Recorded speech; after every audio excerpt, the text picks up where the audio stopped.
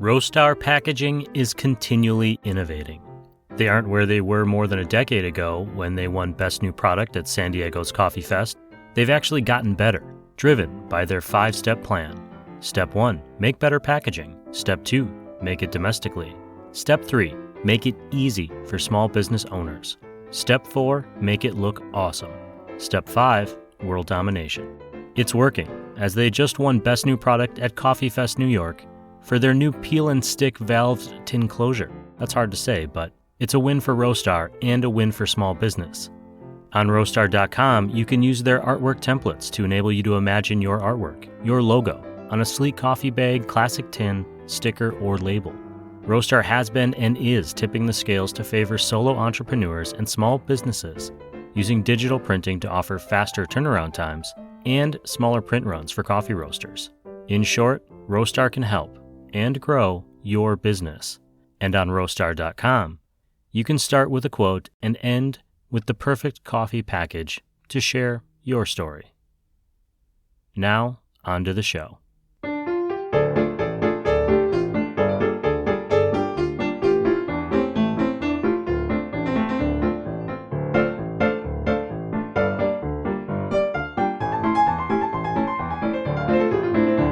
Hey, good morning, everyone. Welcome to Episode 2, Season 10 of the Coffee People Podcast, which is part of the Roast West Coast Coffee Network and presented by Roastar Coffee Packaging. I'm Ryan Woldt, and this is the coffee podcast where we meet really compelling human beings from all corners of the coffee industry, including today's guest, Brandon Seabrook Nelson. Brandon is the head roaster at Bridge City Coffee, which has locations in and around Greenville, South Carolina. He's also more than a coffee roaster. In the upcoming conversation, we chat about his coffee journey, of course, but also his art, his passion for 90s R&B, how he and his fiancée are building their relationship during Lent, and how some iconic athletes have informed his efforts in representing as a black coffee roaster who is also autistic. It's a good show. And while you're listening to it, I'll probably be drinking a cup of Bridge City's Kenya Roast, which is really, really good. Did I mention yet that Bridge City Coffee was announced as Roast Magazine's 2024 Micro Roaster of the Year? No? Odd. Wherever you are, I hope that your coffee, be it a fruit-forward, effervescent light roast or a rich, chocolatey dark blend, is taking your morning to the next level. I know that mine is, which means it is time for this show, featuring Brandon Seabrook Nelson, artist and head roaster at Bridge City Coffee.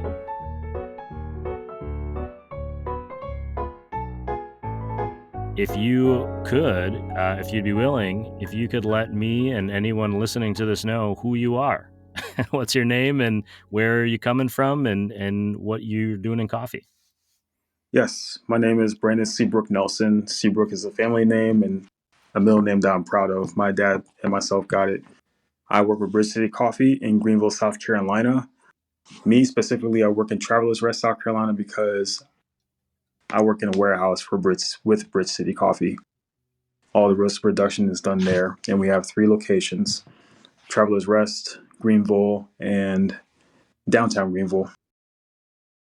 And not most importantly, because it's certainly not your only identifier, but Bridge City in the fall of 2023 was announced as the 2024 Micro Roaster of the Year, and you happen to be the lead roaster, so congratulations.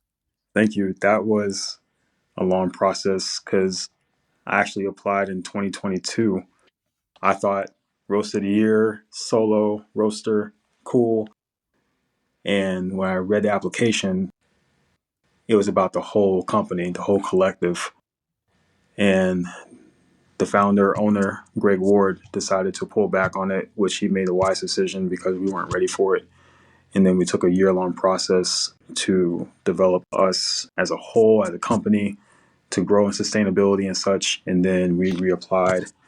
And my part came in of delivering 3 great coffees. And honestly, I thought everybody's going to do some high-end coffee stuff because that's what the coffee world can do a lot of. But Roast Magazine was sharing with us to give us what you usually sell in the shop. And like, yes, finally some variety, because dark roast is not on a pedestal. Medium roast is not on a pedestal. Why not we give these coffees that we usually sell on a day-to-day basis some shine? You just mentioned that you're the owner, Greg Ward, if I'm not Yes. mistaken there, decided to step back and wait a year while you prepared. How has things changed since the announcement? I mean, was there a big influx in sales or a big change in production, or is it more of like a, hey, we know we're going to start getting attention and people are going to want to know more about our ethos. We want to be ready for it. The people that see us on a day-to-day basis know what we're about, our mission, everything about Bridge City, even the name itself. Between pulling back and then reapplying, we growed in sustainability, the small details such as compost, straws, drinking straws, to how we function on the bar, roasting coffee, everything. There was still growth of orders with people ordering from us, even our day-to-day clients. But then post Roy, we saw an influx. We also learned our guests at the shop are more traditionalists when it comes to the coffee, whereas people who are ordering from around the globe, around the nation, they're much more high end. For myself, when I'm ordering from far away, instead of going to my local roaster, I'm Mm-hmm. more inclined to take a risk because it's already like exciting to be ordering from a place I wouldn't normally get to go. And so Yes, that makes a lot of sense to me. I kind of got off track right away because I was interested in what you had said, but I want to make sure that we get to share your story with everyone too. I have a sure. question that I used to ask every single guest on the show to start the show. And I haven't been doing that recently as it seemed like more and more guests weren't sure how to answer the question, but I think you will know how to do this. Uh, if you were to say what your favorite Ninja Turtle was, which one? Who would you choose and why? Raphael all day. I have a tattoo of him on my arm. That's awesome. I was born in '84, and I learned maybe a couple of years back that the first Ninja Turtle comic came out May 4th. The whole thing with Star Wars, May the 4th be with you. I'm all for Ninja Turtles that day because the first comic came out May 4th, 1984. Never read the first comic, but to this day, I'm still a Ninja Turtle fan. And it's a conduit to my childhood, so that's why I keep it so close to me, Yeah. because it reminds me of my childhood. And I have a bunch of other memories about my childhood, but that one in particular, I still enjoy Ninja Turtles to this day. And I actually finished a Ninja Turtle commission for someone I met on Facebook who's a fan. And then I'm doing another one for another fan. Just to clarify, when you say commission, you're also an artist, and we're going to talk about that at some point for anyone listening. I remember growing up thinking it's so cool that these turtles have each other. I didn't live like in a neighborhood. I didn't have like other houses I could knock on and kids would come out and play. So it was just kind of me Yeah. and my brother and maybe like one other person. And I remember thinking, how cool would it be just to have like four friends around all the time or three friends around all the time? Brandon, I want to learn more about you and just kind of your backstory. You mentioned your childhood there, but I'm wondering more about the coffee backstory. Did you Sure. have kind of a first coffee experience that resonated with you that you thought was interesting that made you maybe think of it as more than just, oh, this is what I do? Yes. We'll rewind back a little bit more. First time I had coffee, I was 11. Oh, that's early. It was a maroon cup, I think with a maroon straw. I was in sixth grade. This was '96. And I remember drinking cold coffee, but I just wanted to try it. So it didn't really have a big effect on me. But skipping to Starbucks, that was not my first coffee experience. But Starbucks plays a huge role because I came from a specialty coffee anyway. By invitation, January 2008, I was invited to Leopard Forest Coffee here in Travelers Rest. And I stayed with them for 2.5 years. So I started to started to enjoy them as a whole, but also the coffee altogether. I didn't know what I was doing. I didn't know what I was doing. I was getting into it. There was open mic nights. Got to play for a little bit, just do the job. But that was also my first exposure to SCAA in 2009, and that was not what it looks like now. It was much more quiet. A lot of people, but it wasn't what you see today. After that, I left Leopard Forest in 2000, early 2010. December 13th, 2010, I joined Starbucks, and I learned so much more coffee. Coffee grew on me through Starbucks, and also the community as well, especially with in this city. Starbucks was on the rise, especially coffee was on the rise around the same time. And so I was in, and I started growing more with coffee. I became a coffee master too towards the end of my 7 years with Starbucks, and still enjoyed it.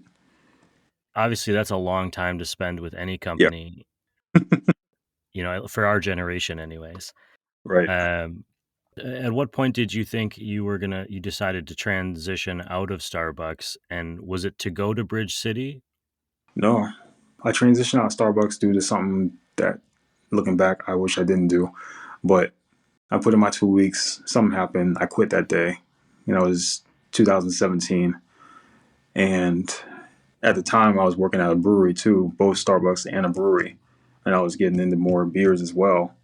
And all of it plays, one big family tree with coffee, beer, wines. So I joined them for a while. And then I was let go late 2017. And then I still was around beers 2018 for a little bit. Bridge City came in through meeting John, who was co-founder with Greg at the time. And I was shadowing Will Schultz from Methodical at the time too, while he was still roasting. I met John, did not know anything about Bridge City. I just know that there was a coffee shop happening in Anderson, hopefully. And that was it. Later, not the same day, but later, I met Greg through one of his heroes, theological heroes, actually. And it was a painting I did of Dietrich Bonhoeffer, a German pastor. And he stopped me. He was like, dude, that's my hero. I'm like, cool.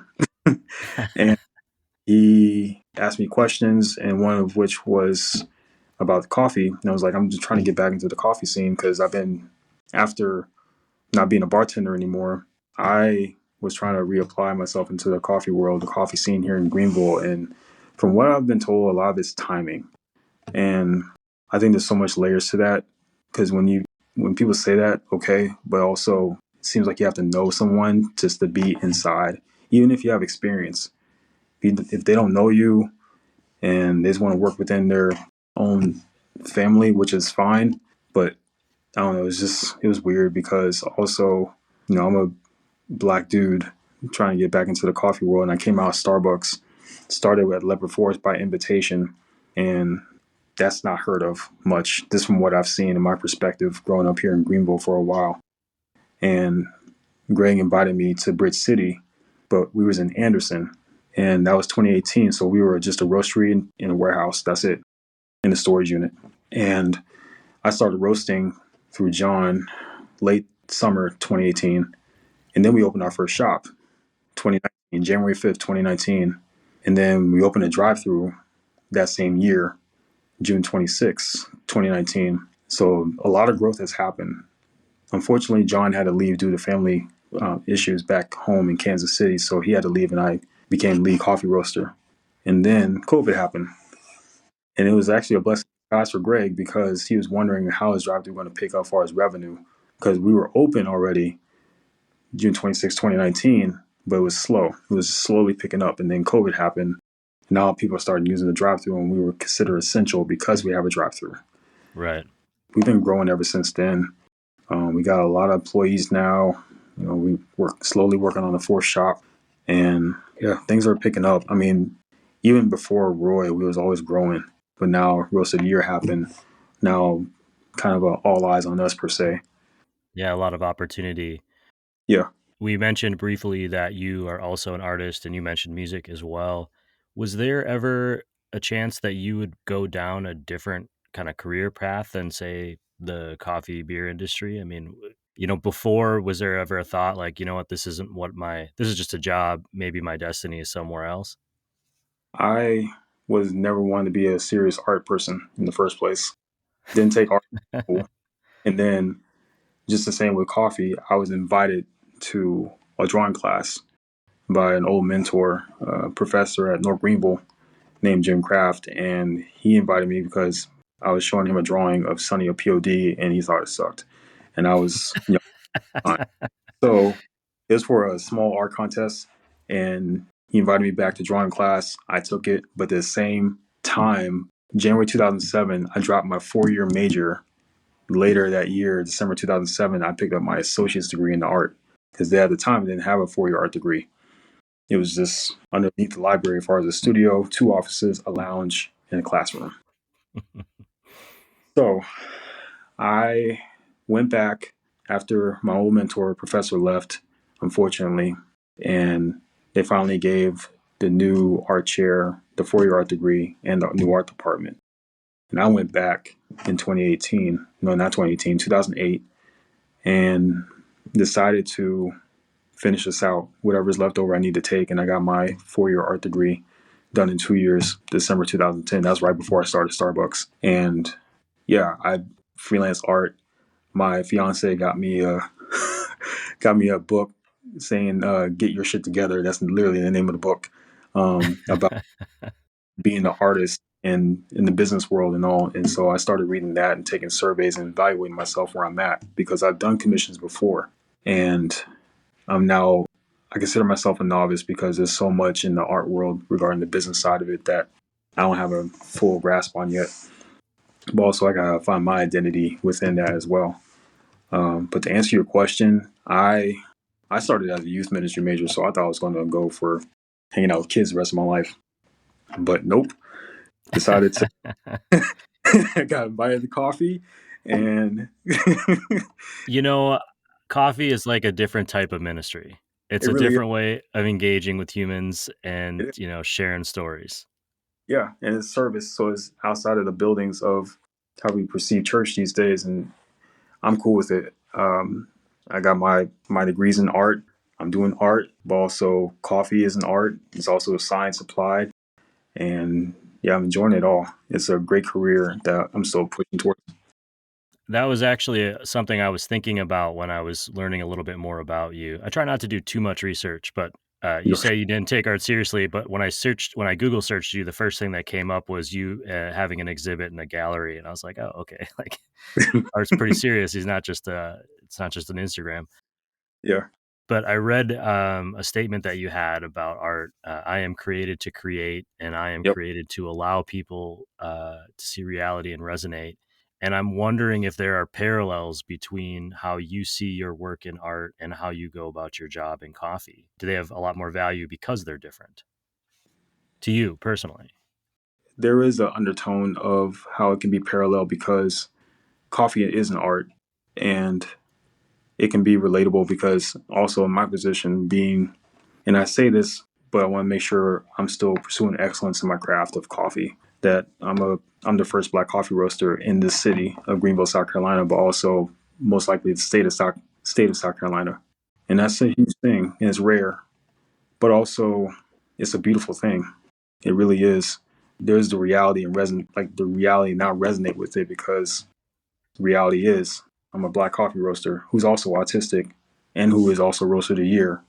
That's checklist right there. That's awesome. But also within my art, I've been doing a lot of commissions lately. But when it comes to original stuff that I do not for I mean I hope it sells, but also for to get my thoughts out there, it can be very deep, sometimes comfortable. But also everybody has a story. I've had the privilege of listening to stories from people when they see a piece of work of mine that they can relate to. You just mentioned that you are possibly the first Black coffee roaster, if not in your area, in the entire state. And also, you kind of quickly said that you were also autistic, which I saw on your Instagram that you referenced that as Yeah. well. That representation I find really important. My wife works with students with autism. And I'm wondering if you find the work that you're doing, both as an artist and as a coffee roaster, if you feel a responsibility to share that with the outer side. I mean, you could easily just go to work, do your thing, not talk about it, not do a podcast like this or whatever, right? Yeah. Do you feel a responsibility to show other kids or people coming up behind you that, hey, this is something that you shouldn't be afraid of? Yes. And also I'm going to use my two favorite heroes that influences me with this, with coffee roasting altogether, especially being someone who's Black and autistic, is Jackie Robinson and Ernie Davis. Jackie Robinson, you and I both know, he just played. He didn't have to say much. He just did the job, and he hit home runs. Ernie Davis mimicked Jackie Robinson in a way too, because Ernie Davis had a stuttering problem, but also the first African American to win a Heisman Trophy. And he literally said, "Here's a man who's doing a lot and doesn't have to say anything." Now, granted, there's times where it's necessary to say something, especially within our crafts of coffee. But also, I think the work speaks for itself. The coffee that I roast speaks for itself. And so, yes, there's a responsibility, but also I want people to try what I do first before those things are approached. Sure, that makes a lot of sense. I haven't heard that name, Ernie Davis, in a long time. I just watched the Express on Tubi not long ago. I haven't watched that movie in a long time, but just to hear him say that, and I put that in my journal, that quote he just said, and like that, yeah, that's me. Well, let's talk about the coffee then. I mean, Yeah, it's 2019 was not that long ago. nope, It feels like 100 years to me. I mean, it just feels like it's been a long time, but it really yeah, hasn't. But obviously, your skill set, your growth as a roaster has been pretty speedy, right? You go from yeah, starting over to 5 years.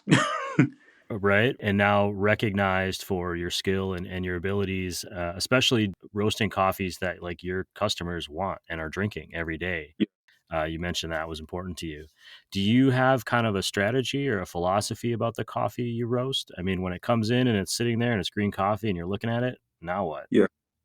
All right. So to answer your question on that one, I would encourage you, Ryan, to listen to the Roast Magazine podcast because we're featured on it for our micro roast of the year, and that may answer questions you just asked.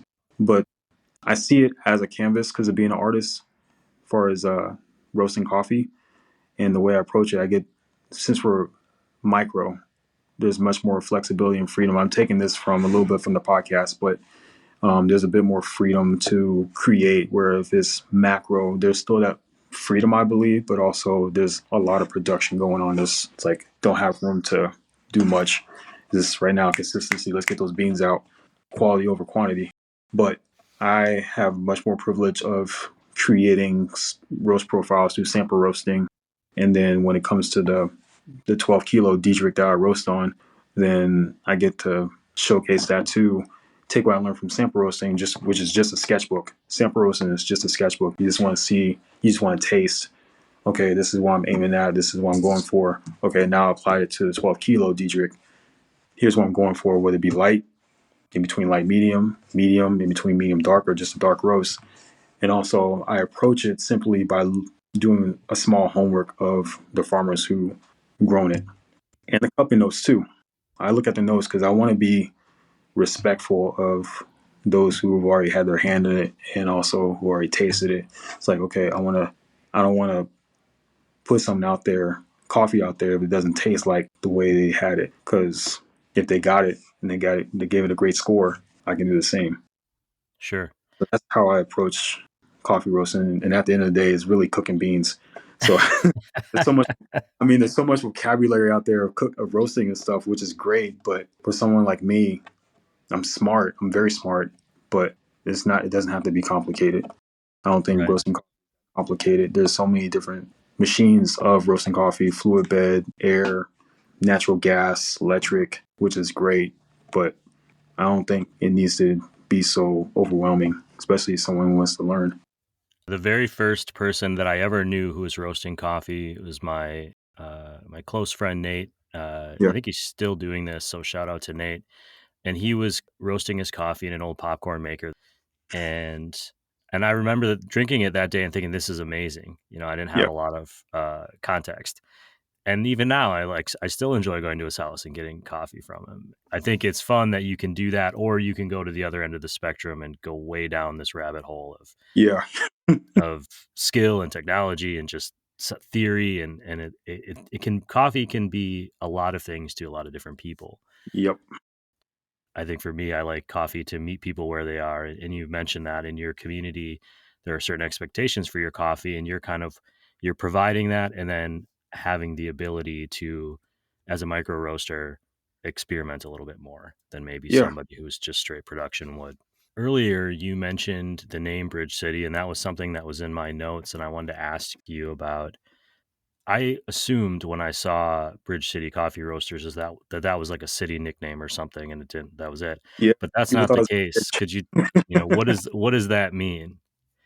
everything well, not everything, but what I shared with you earlier about being a black coffee roaster. I mean, I'm sure you follow Coffee Black and you've learned a good bit of history through Coffee Black and other black owned coffee shops. But I get to be part of the narrative, a better narrative of being a coffee roaster and, being respectful of the history of coffee and where it originally came from. And with Bridge City, it literally is bridging gaps. It's creating a better narrative along with those who are doing the work. Of course, shout out Coffee Black and Propaganda and all of them. They're brothers and sisters who are doing the work. But for me, I get to be part of that. And with Bridge City, they're being, as a whole, as a collective, being of a diverse staff, not just male, female, pronouns included, all that. it's it's skin color too. People say don't see color. Yeah, you do. You do see the color, and we're here. We exist. So I'm just hoping that people continue to support us, but also not just us, support all those who are trying to create a better narrative of bridging the gaps between what's been commoditized as white. No offense to you, but but Untaken. no, you are. But I am. I you're am white. great. You're a great dude. My fiance is white. All good. So, um, but also just want to make sure that we're getting the respect needed of, hey, this is where it comes from. We respect you for this. You all put your hands in this, and it was stolen from you. So thank you. It's just a simple thank you as well as can be so profound than anything else. Easier said than done. That's a really interesting point. A simple thank you. I saw a little video of you talking about you just used the Yeah. term better narrative, and I think you originally were going to put on a bag of coffee called Royalty the term a rich history, and you chose not to. But you mentioned that term a rich history, you felt like a better narrative was a better reflection Yeah. of what you were trying to say. I'm wondering if you could explain maybe that a little bit more. Why is that? Because the narrative has already been created.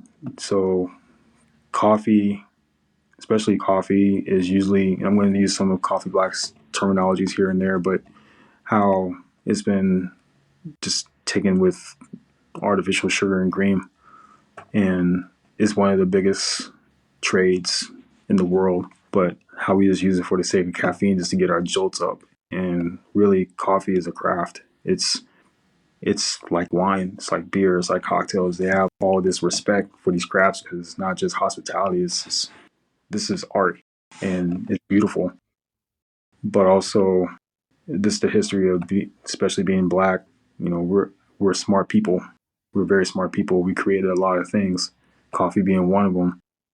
So how about just be part of a better narrative and saying, hey, this is what you guys invented, and again, a simple thank you, but also creating unity. Because we're all. My belief is that we're all created by the image of God. So what makes somebody else different from me?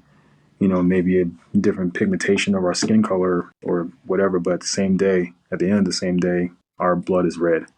And we both have a nose, we both have eyes and mouths, and we taste things and we feel things. So what makes anybody different from me? Hopefully that's helpful. Yeah, absolutely. I mean, one of the things that I love about coffee personally, as I learned more and more about it, I kept feeling connections to other people all over the world.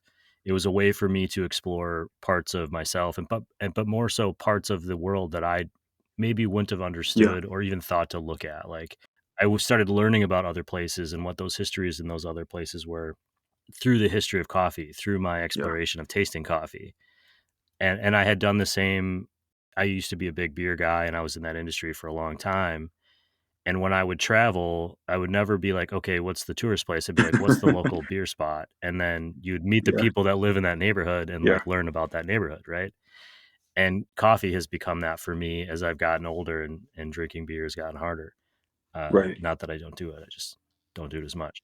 I find just so much value in sharing coffee, and through it, there becomes these shared experiences. And I think it's hard to look at somebody you're having a cup of coffee with and be like, I don't want to say judgment, but like just be like, oh, like we're both doing the same thing. I Yeah. wake up, I brew a cup of coffee. Like they might be on the other side of the world, but it's kind of the same. We all have this thing that we all appreciate. And if you watch the video of royalty that I did, I said towards the end that it was technically a rich history on the sticker, but then last minute I got Lydia to change it to a better narrative because, yeah, there's a bit of richness in the history, but also there's a bad taste of history of everything. So I'm like, how about a Mhm. better narrative since this is a becoming and progressing ongoing thing that we all, including yourself, are creating. Yeah, I think acknowledging history, good Yes. and bad, is important. If you start ignoring the bad parts just to get to the good parts, Right. you're going to make those same mistakes, and that's just not. That's a big personal frustration in the current Yeah. times in some states, in some places, and every place really, but like more so in some. We have it on espresso right now too, and it's really, really good. I tried it this earlier this week, and it's solid, especially for a light roast. And that, you know how it is that can be very tricky. And I remember sharing to Matt, our shop operator, like, hey, you may have to up the doses on this one because it's a light roast. It's 50% Congo, Mapindo, and then 50% Rwanda Mahari, which is both of them, both Congo and Rwanda, are made from majority women producers, women farmers. So that's something else that Bridge City does is we want to make sure the females are uplifted too because they put in the work. I mean, it's a rise of women producers in the coffee industry nowadays. I noticed too, like that the focus on the farm there. It felt like when third wave kind of came around, there was a lot of focus on the coffee Yeah. roaster or the coffee shop, whatever cool neighborhood that was in, and it does feel to me at least that there is a shift to be like acknowledging the people behind that, and Yep. these are the steps in the chain. I hope, and it seems to be growing. And that's also part of Bridge City is, yeah, respect the farmers because they're people too, and they're just trying to provide for their families on a day to day basis. Yeah, we talk on the show a lot, or on our Coffee Smarter podcasts a lot, about the pricing, how we come to the price of a cup of coffee, and trying to use that as a way to say, okay, this is what you have been conditioned to pay. Hmm.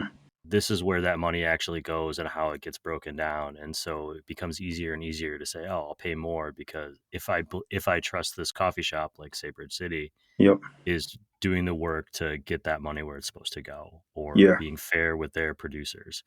There's a lot of trust there too. I mean, I have some coffee roasters that I frequent a lot, and a lot of it is because I'm not the one actually doing that work to get it from the farm to the importer to them, but I'm trusting that they're going through the process of going, this is the right way to do things because they've shown their work a little bit, or they've shared their story with me, and I'm lucky to be in a position to hear that. You mentioned a fiance and Yep. you have art and music. It sounds like you're a busy guy. What are you doing when you're not roasting coffee? What's your life like out in South Carolina? I am building a rhythm. Right now, is my rhythm is very distorted, and so going through a journey, especially with my beliefs of the wilderness, and it's nice, and I need to be there. I guess metaphorically speaking, because it's me trying to slow down and breathe. It's trying to slow down every day and breathe and do the best I can within each day given. So, with that said, I'm trying to build a rhythm where I'm here at Bridge City, I'm roasting, I am wanting to continue to work on my art commission because I got a few that I still need to meet and keep my promises to them. I am spending time with Kylie, so we're observing Lent right now, and we decided not to watch TV. We do play Tetris together, and that's very cutthroat. So we decided not to play that throughout the week, and we just spend time together. There's a game that we have on the table called "We're Really Not Strangers." It's in the couples edition, and basically all it is just asking questions to each other, but it really allows us to dig deep and get to know each other better and that's been rewarding. So that's what it looks like on a daily. I mean, my drives home and to work, I live in Hendersonville with her. So from TR to Hendersonville, North Carolina, it's only a 35 minute drive. No traffic. No traffic. And yeah. That's your life. Yeah. I love it. I like that as a using Lent as a sacrifice, but also as a way to grow with each other. That's a cool Yeah. concept. Kylie said, let's go backwards on this and build instead of just letting go of something. We build on A, B, C, and D, and then let go of what we mostly do, which we do spend time with each other, but in front of a TV, this is common. So how about just be at the table with each other and talk, eat a meal, all that. Very cool. I wanted to make sure that we really get a chance to celebrate the coffees that you guys are producing. If somebody listens to the show and they're like, I don't live in South Carolina, but I want to try this coffee, what Yeah. coffee should they try? What do you think's coming out and representing what you do? Nicaragua. Nicaragua. I know that's people can go for the lighter roasts and stuff like that, but I'm claiming the dark roast right now. Nicaragua, I call it a little Nicky sometimes. It's a dark roast, but it's a really nice dark roast, and I roasted it to this is me about to nerd out a little bit. So it's 18 grams, no, it's 18 pounds of green coffee going into the 12 kilo Diedrich. The final temperature of that coffee is 421. So around that, it should be a dark roast, but it's not oily as a typical dark roast would because I didn't push it to a second crack. And there is notes of subtle orange, pie spices, and dark chocolate. I sent it to a sister I know, and she scored it, and she gave it an 88. I'm like, dude, nice. So I was very excited about that. But that's one of the coffees I go to, and we're getting ready to put that on espresso as well. We've been having it on drip right now in all three shops lately. I get a lot of questions from especially older listeners who are always like, when's dark roast coming back? Everywhere I go, it's all light and medium roast. When are we going to get some dark roasts? Yeah. So that'll be a good one to recommend. Is there anything that I didn't ask you today that you really wanted to share with people? Well, go back on life outside of coffee. My go-to music a lot, my genre is hip hop, um, old school 90s. And then sometimes at nighttime, I love my 90s R&B on Spotify. That's another conduit to my childhood because I remember where I was at. And I remember, you grow up and you listen to these lyrics and it's like, okay. But at the same time, you still like the music. My wife and I were just doing an old 90s kind of, what was your first album? Do you remember what Oh, your first album was? yeah, it was a CD too. Immature. It was the same guy who played Roger's sister. So Marcus Houston, I think that's his name, but it was a three-piece group called Immature. And then my second CD was Space Jam soundtrack. And my go-to Nice. on my Space Jam soundtrack was the Monstars anthem. I had Julio, both of those Be albums. Real. My wife told me that I didn't know this. My wife and I have been together for more than 20 years, and I didn't know that her first CD was a CD was En Vogue's Funky Divas album. Oh. And I was like, wow. So we listened to that the other night, and I was like, wow, this is really like the early 90s. Yes. Yes. A lot of Mary, Missy Elliott, all that stuff. I'm like, grief. I've got a year on her. The first thing I ever bought was a cassette tape. If you are listening and you don't know what a cassette tape is, I strongly recommend you look it up. But it was the Michael Jackson Bad album, and I Ooh. bought it at a Shopko. And my mom made me promise that I would not tell my dad how much I spent on it because the cassette tapes were like 20 some dollars back then. Back then, yeah. And I remember it was like this big secret between us. Like, you cannot tell your dad that you spent all of your Christmas money on this. And It's Michael Jackson. Why not? I think it was more about like how much it was than who it Okay. was. I was very lucky in that my parents, they ran restaurants and bars. And so I was around music a lot as a Yeah. kid, all types of music, because it would be whatever, people were playing on the jukebox, or, Yeah. people from all over our community playing different music. My other uncle owned a bar as well. So when I went there, it was a totally different vibe. Mm-hmm. And when I look at my old CD albums, books, which I still have, I think, man, if you didn't know this kid, you'd think there was something wrong with him, because these are a lot of mixed up genres. Yeah. That's how it was. I was both of my childhood was in Colorado from '88 to '94, and then whatever was on the radio, that was great. I mean, Whitney Houston and Anita Baker, Ace of Base, Alan Jackson, Billy Ray Cyrus, In Vogue, RuPaul, Hathaway. Oh my goodness, Hathaway. Yeah, I remember all those. yeah. The 90s was a wonderful time for music. Then I don't later care on, what anyone says. Limp Bizkit, P. I've got two questions left to ask you. One is, what comes next? What's the future look like for Brandon Seabrook Nelson? In 5 months, I turned 40, and that's been on my mind a little bit. I mean, 40 is just a number, but also it's like okay, I'm out of the 30s now. I'm in my 40s, and people say it's at their prime. It's different for everybody. For me, I'm curious what that looks like, and just the future of Bridge City altogether, because this is a career pursuit along with the art.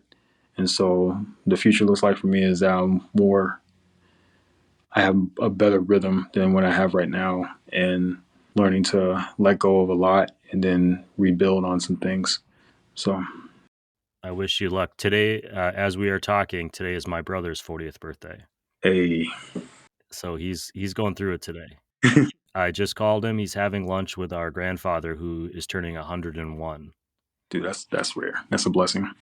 It's crazy to think about what he has seen in his lifetime, and to think that I don't think it's realistic I'll make it to 101, but what I'll, hopefully get to see in my next section of my life, I'm a little bit older than you, not by much, but how much has changed over his life and how much will change over our lives. Yeah. And it's hard to imagine. I'm certain that he couldn't have imagined when he was a kid, living in the home that he helped his dad build, on the farm, that someday he'd watch baseball games on his phone. That was never a Nope. thought in his mind. So my last question for you today is, if you are out traveling, if you're out in the world and you stop at a coffee shop, what would be the first thing you'd order? To be honest with you, because of Coffee Black, they won it's a different company, but they won Noble Roast of the Year. I would like to go check out their new place they're opening up later in the year for their global HQ for Coffee Black. Now, if I was to go outside the country, I would go to Ireland because one, it's quiet. Two, my great-great-grandfather is full Irishman, never met him. And then three, coffee and maybe scotch. Nice. I Thanks. like that. Go to Ireland, get a coffee, scotch on the side. Yep. Brandon, I want to say thank you for one, doing what you do, two, sharing your story and being willing to spend some time with me, with the listeners of this show. I really appreciate it, and I'm looking forward to learning more. I'm going to share a lot about Bridge City on our newsletter, so anyone listening will find that there. And yeah, thanks, man. I really appreciate it. Yeah, thanks for listening too.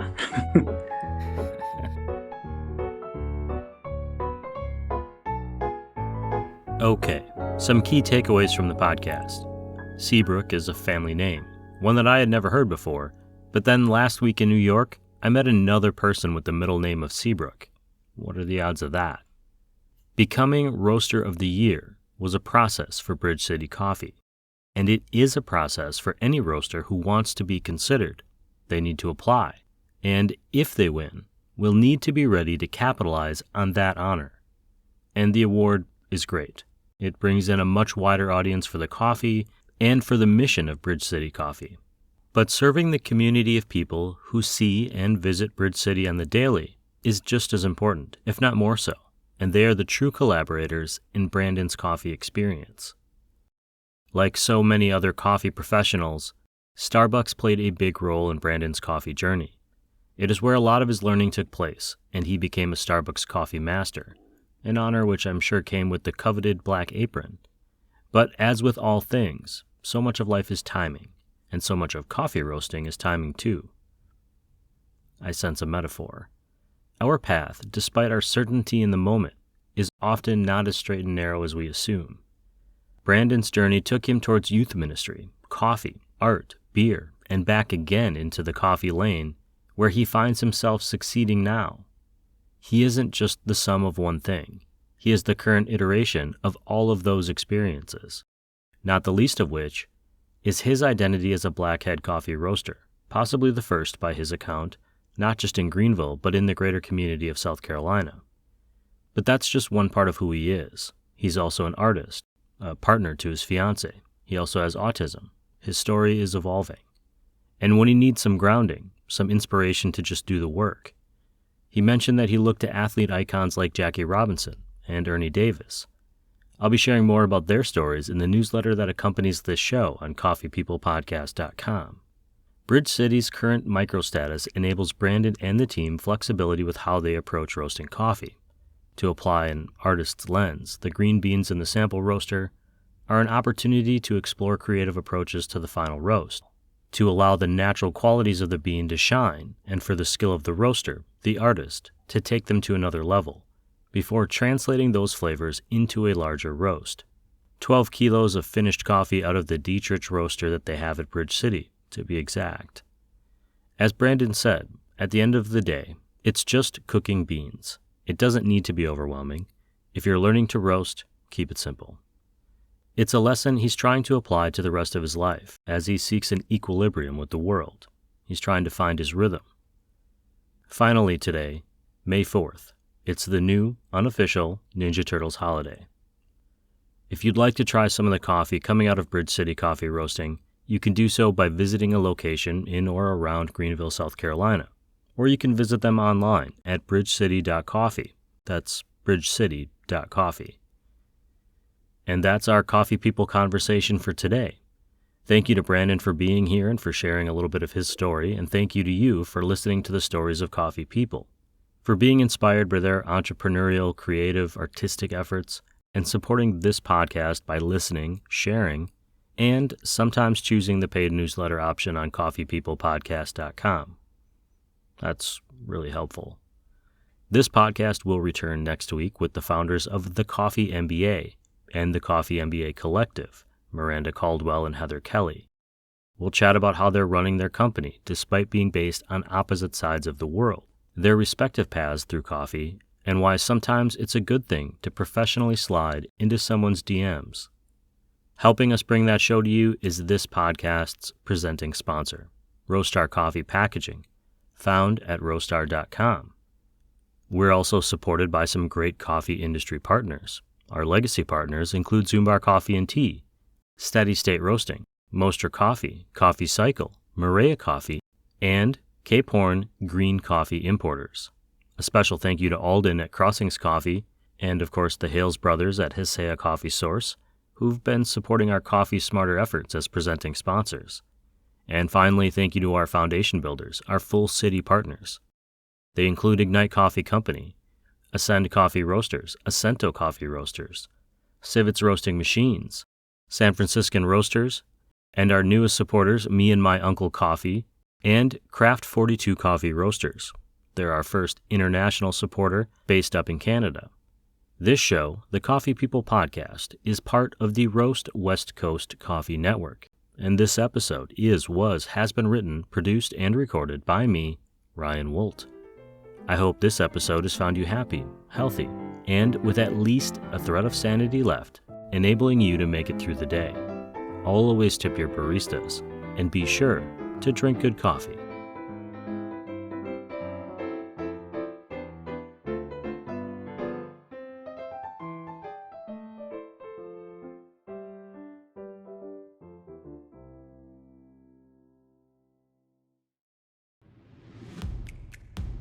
If you are in the early stages of your coffee journey, we want to support you.